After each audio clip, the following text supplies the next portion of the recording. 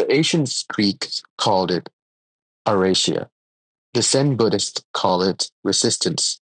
You and I call it procrastination. Every productivity guru on the internet calls it being stuck. Jeffrey Pfeffer and Robert Sutton call it the knowing doing gap, or the experience of knowing the best thing to do, but doing something else anyway. Common sense tells us that if we put together another hour into novel writing each night, ate better, woke earlier, chose affirmative thoughts, spoke honestly, and connected more genuinely, we'd live better lives. But the real question and the real work is not understanding what's good for us, but why we choose otherwise. Understanding the fabric of resistance is the only way we can unstitch it. There are many reasons we self sabotage, and most of them have something to do with comfort.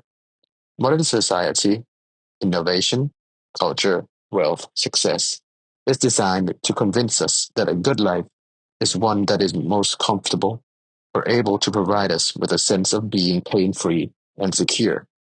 This is pretty directly related to the fact that human beings are hardwired to seek comfort, which translates to us as survival. We're psychologically designed that way.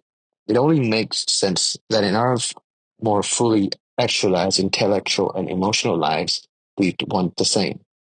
Moving yourself past resistance is a matter of shifting your perception of comfort.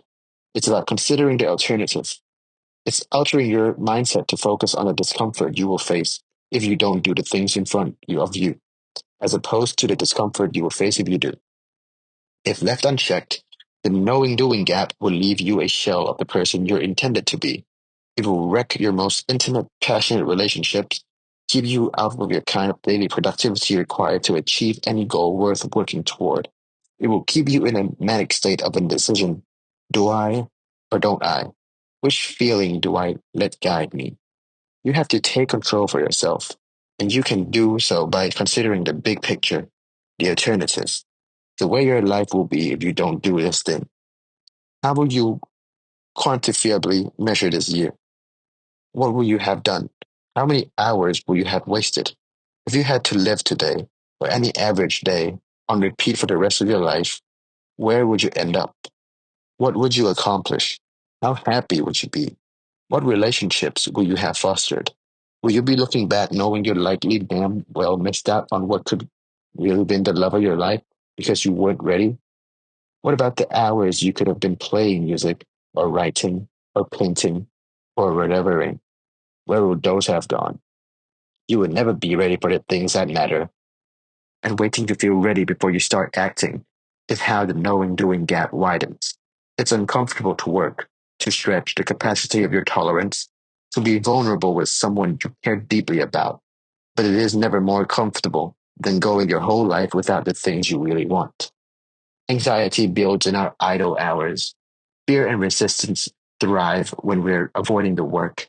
Most things aren't as hard or as trying as we chalk them up to be.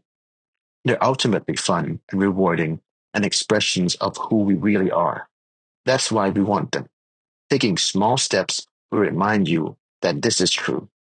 It will soothe you in a way that just thinking about taking action never will.